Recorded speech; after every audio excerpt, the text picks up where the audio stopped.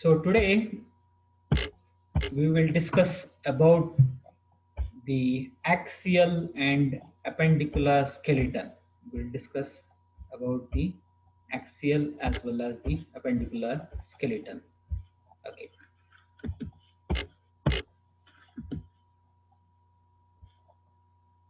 So the skeletal system, before we go into the axial and appendicular skeleton, we have to know what exactly is the skeletal system. So for that, when we study the skeletal system, it consists of the bones, as we discussed today in the morning.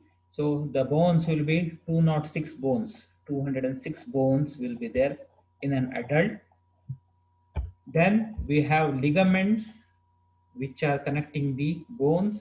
Then we have the cartilages which will be protecting the bones, as well as the joints where the two bones come in contact with each other and they start articulating, then it is called as joint. So the skeleton, the whole thing consists of the bones, ligaments, cartilages and joints. Now if you see, the skeleton is divided into two types. One is the axial skeleton, then the appendicular skeleton. So the skeleton is divided into two parts. One is the axial skeleton and the appendicular skeleton. Coming to the functions of the skeleton, before we go into the details of the skeleton, we should know why the skeleton is present and what are the functions, what are the important functions of the skeleton.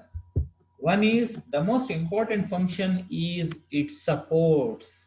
It supports. So it provides solid axis for the muscles to act against, as well as creating motion.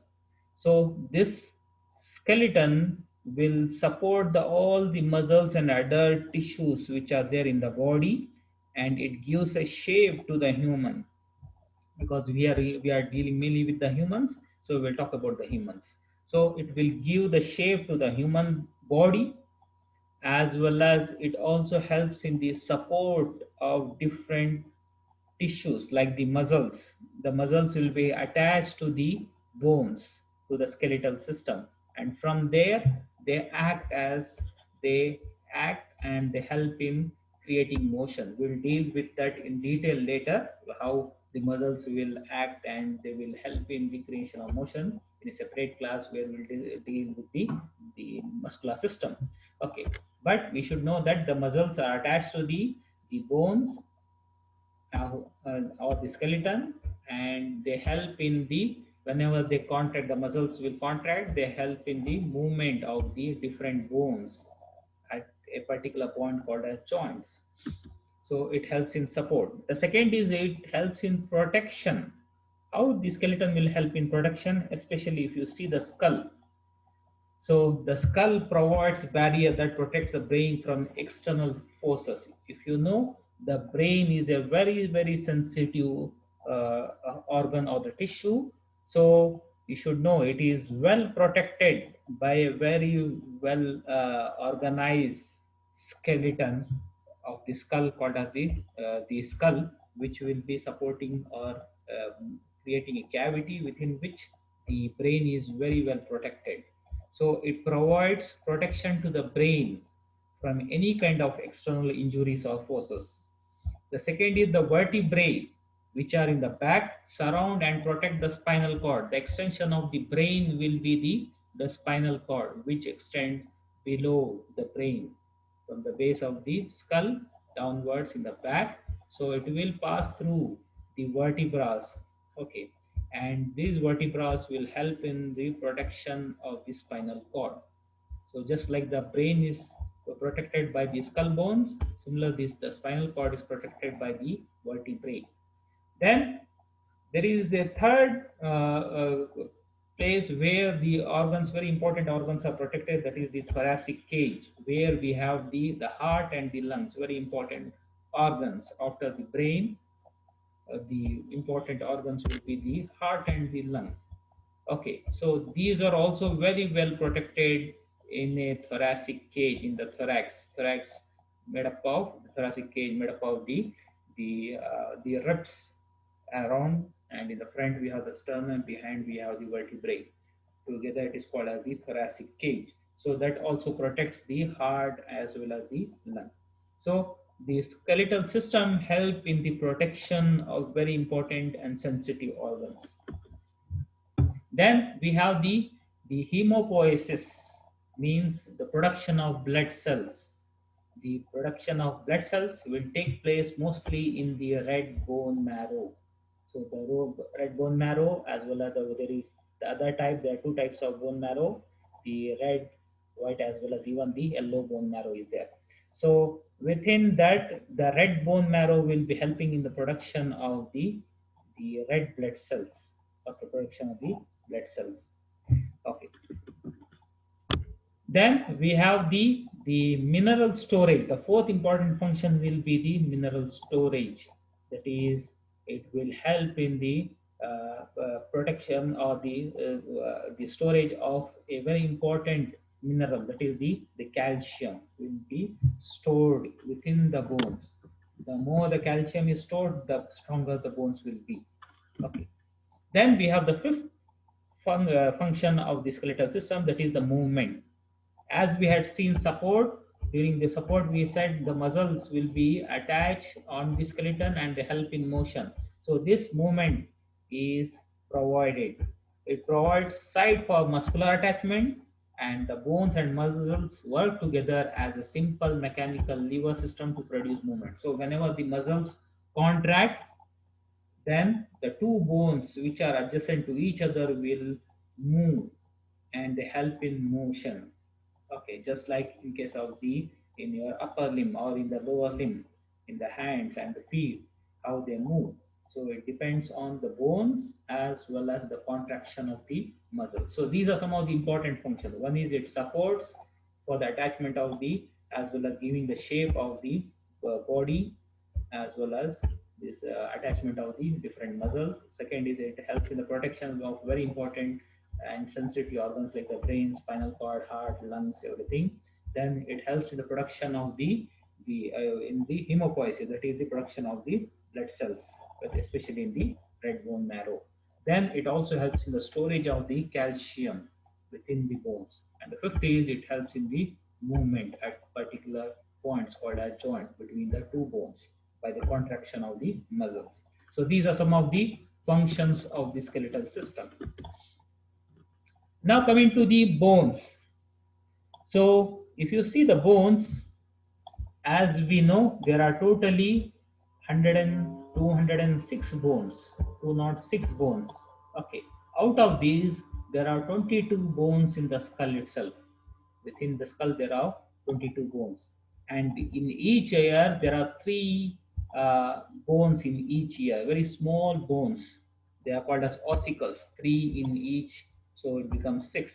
Then in the neck, there is one bone called as hyoid bone, hyoid bone. Then we have 26 vertebral column, 26 in the vertebral column. Okay. Then we have 25 in thoracic cage. That is the 12 on each side, 12 the 12 ribs on one side, 12 bones on the other side, 24. Then the sternum itself becomes the 25th. So there are 25 in the thoracic cage. Then 4 in the pectoral girdle. Pectoral means shoulder girdle. Okay. Then we have 60 in the upper limb, 30 in each of the upper limb. So 30 plus 30 becomes 60 in upper limb. Then similarly we have 60 in the lower limb, that is 30 in each limb, right and left. Okay, it becomes 60. Then there are two bones in the pelvic girdle.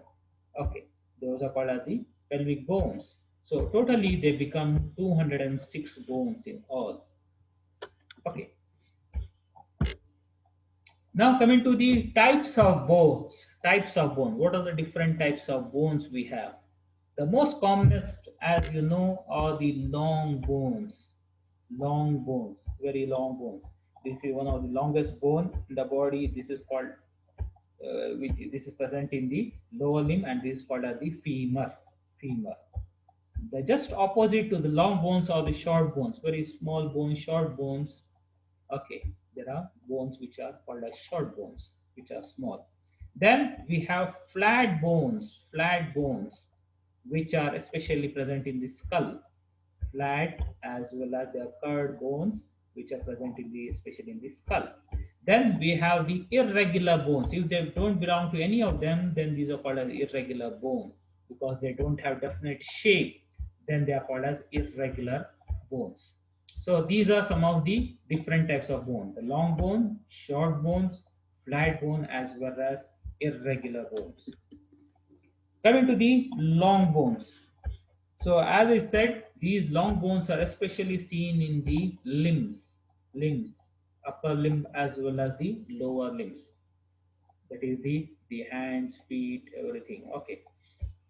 So these are the long bones which are present in the limbs. Each bone is made up of a body which is called as the diaphysis. This is the body here, which is called as the diaphysis, and two ends. These are called as epiphysis. The two ends at the two terminal points. So these are called as epiphysis. Okay, so each long bone, well-grown bone, will have a diaphysis, which is the middle part, and epiphysis at the two terminal ends. Epiphysis at the two terminal upper and lower end. So these are the three parts of the long bones. The wall consists of dense tissue. If you see, these have a very dense, thick, and strong tissue filled with calcium. Okay, and they are very strong, and they are covered by a covering called as periosteum. They are covered by a thin membrane, fibrous membrane called as periosteum. So the wall consists of the dense tissue, and the central canal called medullary canal will be filled in the marrow. So in the center, there will be a central canal. This is the central canal filled with. This is also called as the marrow cavity or the medullary canal, and it is filled with the red bone marrow. Okay, so it is filled with the marrow. Okay. So these are the canal. So outside the wall consists of thick dense tissue, and in the middle we have a cavity, central canal, or medullary canal, or a marrow cavity filled with marrow. Okay. Examples: the best example is the femur, which you saw before, and this is the humerus. This is the picture showing you the humerus. This is present in the upper limb. Okay, in the arm. This is present in the arm. So this is the humerus, and the previous picture which you saw was about the femur. Now coming to the short bones. Short bones. Short bones found in the skeleton where the strength as well as the compactness and limited movements are desired. So wherever we need extra strength as well as a very small place, compact area, as well as very limited movements are desired, there we can see these kind of short bones. Especially these are the bones, short bones in the hand. You can see similarly there are short bones within the foot also. Okay, so these are the short bones in the hand. So the two main examples will be the bones of the wrist. These are called as the carpal bone, carpus or carpal bone. Similarly, in case of the foot or the ankle, we have tarsal bone called as tarsus. So in the hand, we have short bones called as carpal bones. The picture you are seeing here, these are all the carpal bones, A, B, C, D, all these numbers which have been given. So all these are the carpal bones. Similarly, in case of the foot, we have the tarsal bones. Now coming to the flat bones. Flat bones. Okay, which are the flat bones? As I said, the best example are the bones which are present in the skull. Okay, so the flat bones are present in the skull. Okay, so are thin, flattened, and often curved. They are thin as well as flattened as well as they are curved. They are not straight, but they are curved. Okay, so they are thin, flattened, as well as curved.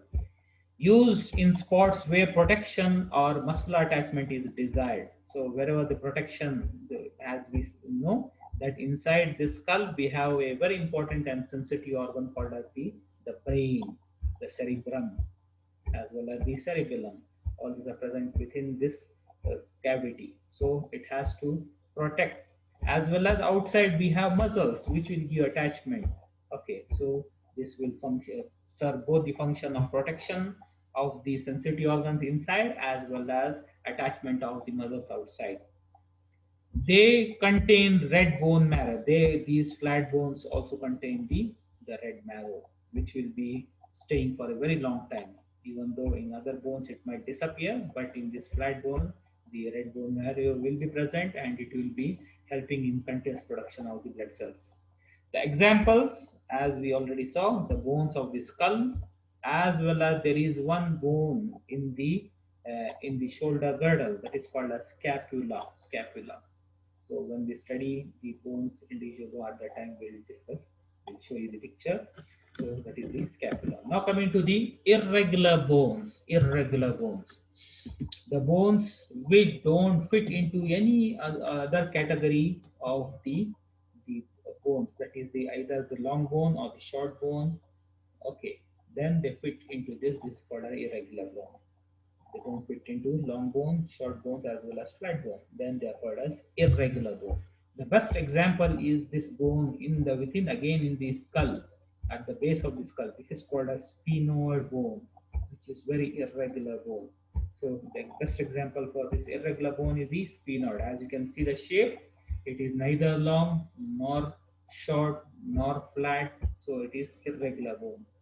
The second bone is the hyoid bone which is present in the neck. A single bone which is present in the neck is called as the hyoid bone. Then we have the vertebrae, that is the vertebral within the back. We have the vertebral column and the bones of the vertebral column are called as vertebrae. Now coming to the irregular bones. Within that there is one more type of bone called as sesamoid bones. Sesamoid bones. Okay, what are sesamoid bones? They are found in the tendons of the muscles. You see here, this is the foot, and here we have the muscle here. Within the muscle and the tendon there is small bones here. These are called as sesamoid bones. The best example will be the patella in the knee joint. So this is the best example for the sesamoid bone. So sesamoid bones found in the tendons of the muscles. They improve the tendon pull and prevent friction of the tendon with the bone. Okay, the function of this small bones, sesamoid bones, is to improve the pull so that the muscle is totally attached to these bones and from there from the tendon is pulled it. Okay, so it improves the pull as well as prevent friction of the tendon with the bones. So it prevents if there is a bone down, so it prevents the friction of the tendon from with the bone. Okay, so the best example I will say is the patella. Patella is the largest sesamoid bone. So what are sesamoid bones? These are small bones present within the tendon of the muscles. Now coming to the skeleton, the axial skeleton. We have already seen the skeleton. This whole thing is called as the skeleton. This whole thing is the skeleton. Okay. So we have the axial skeleton. What is axial skeleton? This structure which is shown in green. This part of the skeleton is called. This is the back view. This is the front view. So this green part of the skeleton, this whole thing is the skeleton, out of which the central part, axis means centrally, which is present in the midline. So that part of the bones are called as the axial skeleton. So which are the bones which are there in the skeleton? So it consists of the skull bone, skull as well as the mandible. Then we have the small bone we have seen in the neck, that is called as a hyoid bone. Then the thoracic cage. Thoracic cage. So thoracic cage consists of the sternum in the front and the ribs on the sides as well as the costal cartilage. So these ribs, sternum and costal cartilage, this is the thoracic cage. And the back we have the vertebral column. This is the vertebral column within which the spinal cord is moving. This is the vertebral column. If you see it from here from the back, this whole thing is the vertebral column. So this is the skeleton. Now coming to the skull itself, we'll deal with each of these important bones here now, one by one. The first one is the skull in the axial skeleton. So the skull consists of the cranial bones, or also called as the cranium. Cranium. So the skull consists of two types of bone. One is the cranial bones and the facial bones. The cranial bones or the cranium enclose the cranial cavity. So there is a cavity which supports and protects the brain. So it will have a cavity called as cranial cavity, within which the brain is present. So it encloses the cranium. The skull with the cranial bones will help in the covering of the cranial cavity and protect the brain. Attachment, it also helps in the attachment of some head and neck muscles. So there are muscles around it, so it also helps in the attachment of the head and neck muscles. The second type of bones in the skull will be the facial bones, which help in the formation of this face. The anterior aspect of the skull forms framework of the face, form cavity for sense organs of light, taste, and smell, provides opening for the passage of air and food, hold the teeth, anchor the muscles of the face. Now, if you see here, these are the skull bones, these are the cranial bones, okay, which include the frontal bone, temporal bone, parietal bone, and occipital bone. Okay. Then we have the facial bones here in the front. These are the facial bones. Okay. So there are two types of bone: cranial bone, which cover the cranial cavity and protect the brain, and the facial bone, which are present in the front in the face. Okay. So these are the facial bones and these are the cranial bones. So what is the function of the facial bone? They form the framework of the face. It gives a definite shape to the face. Then forms cavity for sense organs of light, taste, and smell. As you know, the eye is also present within these eye sockets. These are the orbit. These are called as orbits. Okay, within the orbit, the eye will be present, which is the sense organ of light. Then for the smell, we have the nose here. That is also covered by these facial bones. So there is the organ of smell. Then the organ of taste, within the mouth oral cavity, we have the tongue, within which we have the taste organs, sense organs. Okay, so all these important organs which are for the vision, smell, and taste are well protected within the facial skeleton. Then also provides opening for the passage of air and food, as you know. So the passage for the air will be the nose, the passage for the food will be the oral cavity. So it gives passage for the air and the food. Then also hold the teeth. So if you can see here, so the teeth are well fixed within these bones. So here below, in the lower jaw, it is the teeth are fixed within the mandible. In the upper jaw, all the teeth are fixed within the maxilla. This is called as maxilla. So it is well fitted into these bones. So they hold the teeth. Okay. Then also anchor the muscles of the face. They anchor all the muscles which are there in the face. So they will give attachment to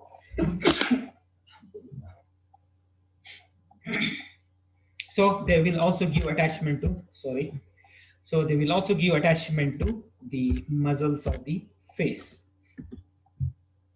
Now this is the cranial cavity. So if you cut this skull and if you remove this cranial bones, then you can see this is called as the base of the skull, and here is the cranial cavity within which the brain will be present. Okay, so here the brain has been removed so that you can see the base of the brain, the skull. So this is also the base of the skull seen from below. Okay. Now coming to the facial bones more in detail. Now coming to the mandible.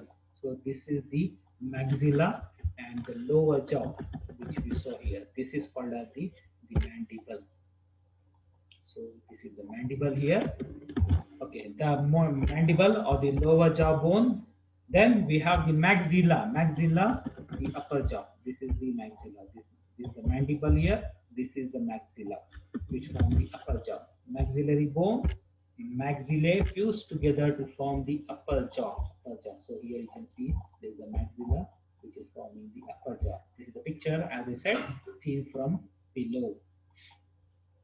Then we have the palatine process directly posterior to the maxilla, form the rear of the hard palate. If you can see here, these are the palatine process of the maxilla, which form the hard palate. This bones and these bones put together, they are called as the hard palate, because they are made up of bone. Behind that, there is muscular part, which is called as the soft palate. Okay. So these will be the maxilla, which will form the hard palate as well as the palatine process. Okay. Now coming to the some more bones of the facial skeleton is the zygomatic bone, which are also called as the cheekbones. You see here, so these are the zygomatic bone on either side, which form the cheek. Here is the maxilla in the front. Okay, and here besides we have the zygomatic.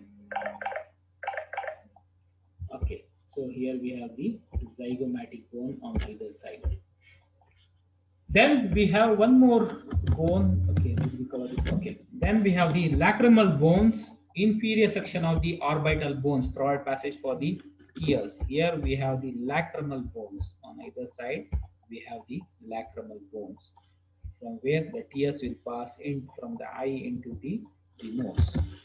Then we have the nasal bones, which form the bridge of the nose. Then we have the here we have the nasal bones, which form the bridge of the nose. Then we have the vomer, which divide the nasal cavity into two halves. In the center, we have vomer, especially seen from behind. Okay, so from here, if you see, it will be from behind more clearly. So this is called as the vomer, which will divide the nasal cavity into two halves. Then we have the inferior concave, thin curved bones which derive from the interior of the nasal cavity. If you see here, the nose is not a open passage, but there are curved bones here. Okay, they are called as concave, the superior, middle, as well as inferior concave. Among those, superior and middle will be cartilage. The inferior concave is a bony structure. So the inferior concave, curved bone within the nose, that is called as inferior concave. Thin curved bones which project from the interior of the nasal cavity. So here you can see the picture showing you the mandible. So this is the mandible here. This has many different parts. This is called as the body of the mandible. This is called as the ramus of the mandible. Ramus of the mandible, and this is called as the body of the mandible. And this is called as between the ramus and the body, we have this is called as the angle. And then we have the two condyles here. This is called as the mandibular condyle.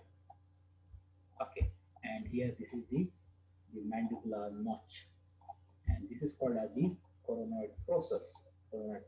This is also called as the mandibular process. This is called as the coronoid process. Okay. Then we have this part. This is called as the alveolar margin, or the alveolar margin, within which we can see the tooth which are held within this bone. Okay. So this is called as the alveolar margin. Alveolar arch. It is also called as alveolar arch. Then we have the mandibular foramen here. Okay, so all these are some of the parts of the mandible. Now coming to the paranasal sinuses. Paranasal sinuses. What are these sinuses? These are air-filled sacs within the skull bones. Okay, within the skull bone there are air-filled sacs.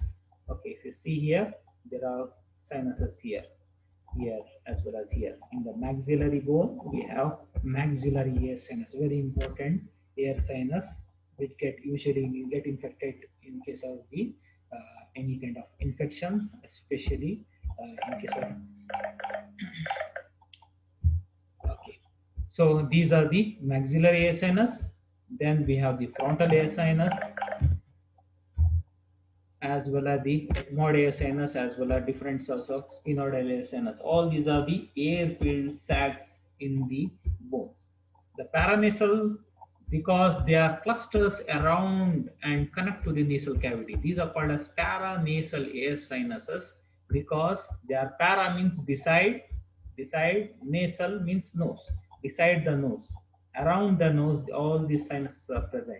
So that's why these are called as parasinuses, air sinuses because they are filled with air. So that's why they are called as paranasal air sinuses. What is the function? One is they resonate the voice. When we speak, they give a resonance note. Okay. If they are filled, if you, especially if you are seen in case of the sinusitis and other conditions, where if these cavities are filled with some fluid, then the voice changes. Okay, because there is no resonance. So they help in the resonance of voice as well as decrease. The second very important function is decrease the weight of the skull. So they decrease because of these air sinuses. The skull bone become light and easy to carry on your shoulders.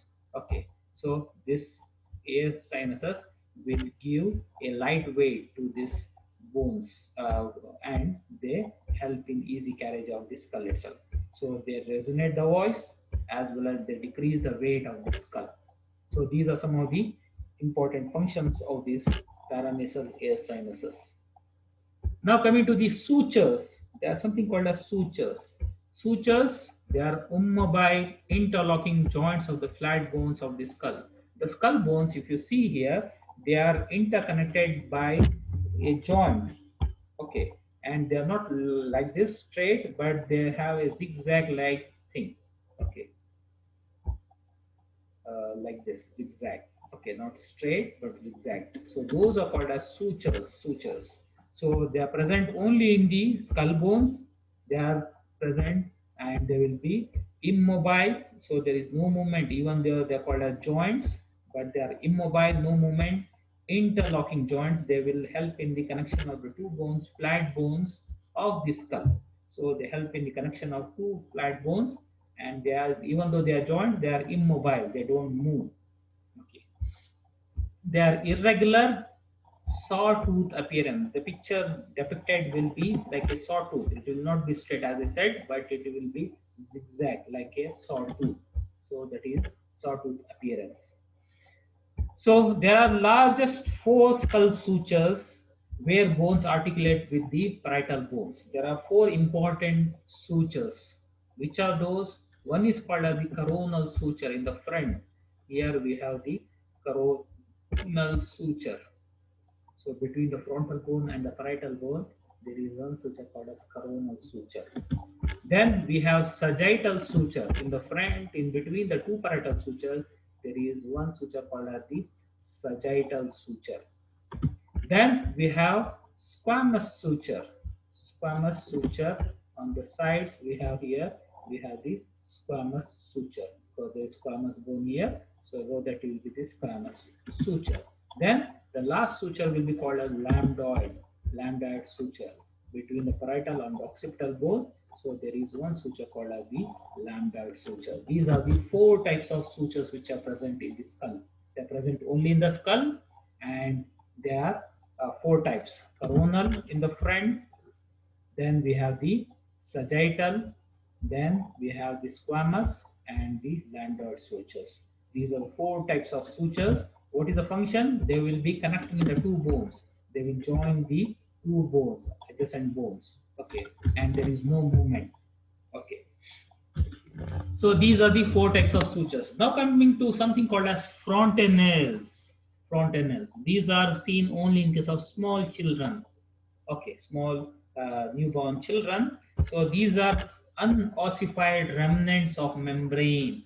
They are unossified. Unossified means still the calcium has not deposited and the bones have not become fused together. Okay, so they are called as unossified remnants of membrane present at birth, and the most important among them and the largest is the anterior frontanel. This is the anterior frontanel. Between the frontal bone and the parietal bone, there is a large space, okay, which is just covered by, there is no bone here, still there is no bone, but it is covered by thin membrane. So this is called, these are called as the frontanel. The most important, the largest one will be the anterior frontanel. These are called as soft spots.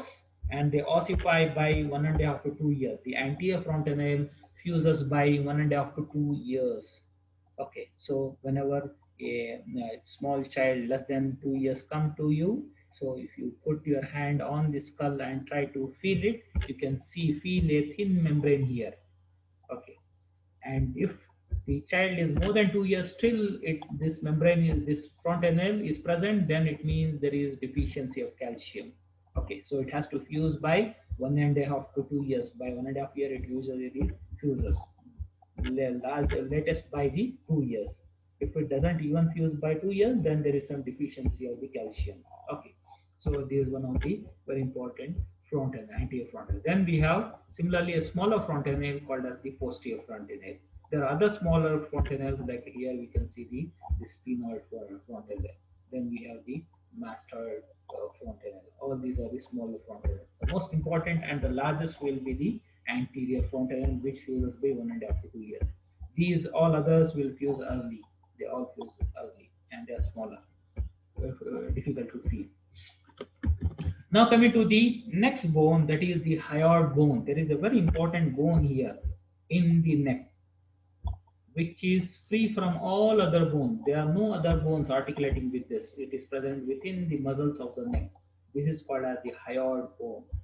Only bone which does not articulate with any other bone.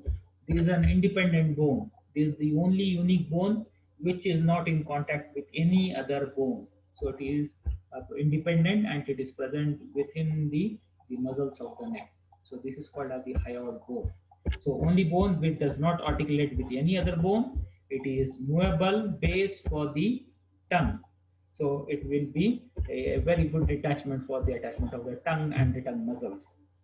Points of attachment of the neck muscle that raise and lower the larynx during swallowing. So whenever you swallow, this bone will move up and down, and it is attached to the connected to the larynx also through the muscles and ligaments as well as membranes. So whenever the larynx moves, even this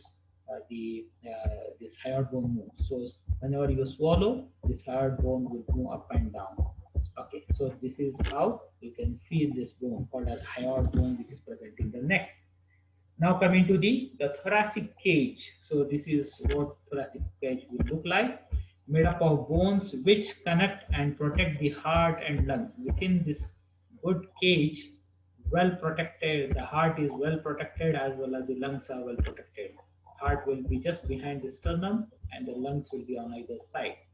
So this thoracic cage is made up of ribs. These are the ribs. There are 12 ribs on each. So they are called as 12 pairs, totally 24 ribs. As well as in the front, the ribs are not directly in contact with this. This is the sternum here. The sternum has three parts: the manibrum sterni, the body, as well as the xiphoid process. So the sternum and the ribs are not directly in contact, but in between there is a cartilage called as the costal cartilage. Costal cartilage. Costa means rib. The the cartilage of the ribs is called as costal cartilage. So we have the ribs on either side, 12 plus 12, 24, plus 1 in the front bone. This is also bone. This is the sternum, total 25. Plus we have the cartilages in between the sternum and the ribs. There is costal cartilage. Okay, so this is the thoracic cage. Moving to the ribs. Now coming to the ribs, there are different types of ribs. Okay, there are 12 pairs of ribs as we saw before, the 12 on each side. So the ribs are divided into three different categories. One is called as the true ribs, then we have the false rib as well as the floating ribs. True ribs are the first 7 ribs as we saw before, the top 7. Okay, the first, second, third, fourth, fifth, sixth, and seventh rib on either side. Together, these are called as true ribs. True ribs. Okay, the first 7 pairs. True ribs attach directly to the sternum through their cartilages. They attach to the sternum.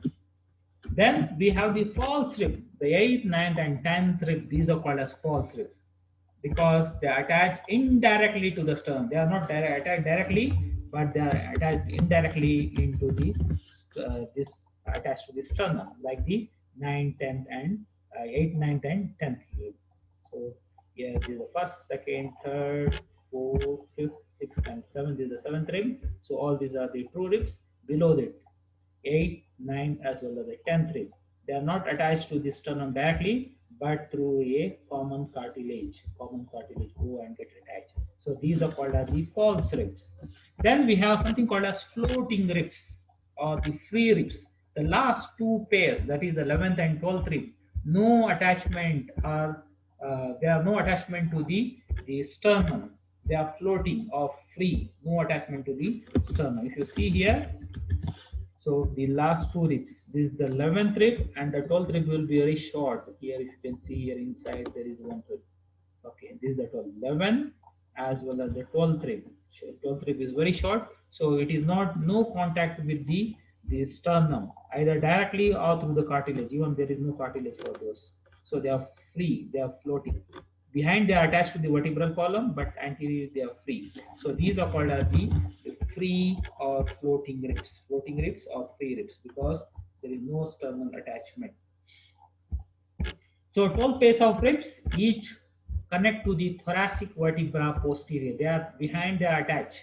All the ribs are attached to the thoracic vertebra and to the sternum anterior through the costal cartilage, as we saw here.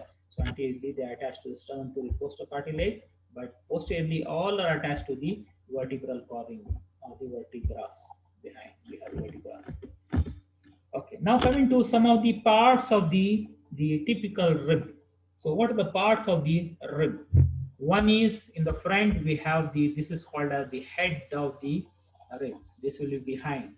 So this head will be behind, attached to the vertebral column. So these are the facets for the vertebra. So these are the places where the vertebra will be coming in contact with the rib. So there is the head, and behind there is a narrow part called as the neck. So behind, below the, as well as behind the head is the neck. Then we have small tubercles here, tubercles. Then this is called as the costal angle. The bending of this rib is called as the costal angle. And there is a groove inside. From inside, this groove is called as costal groove, where we can see the intervertebral arteries, veins, as well as nerves. Okay, intercostal arteries, veins, and nerves inside this. So these is called a costal groove, within which there is attachment of the muscles, as well as there is also the intercostal arteries, veins, and nerves.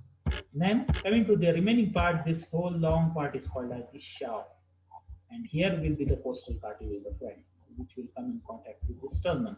So this is the posterior part, this is the anterior part actually. Okay. So these are the different parts of the rib.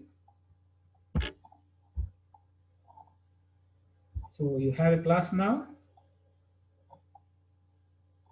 Okay, then I have to stop. Okay, so we'll stop here, and inshallah we'll try to cover the remaining part in the next class. Okay. Okay, thank you very much. Just wait, let me take your attendance and then we can go.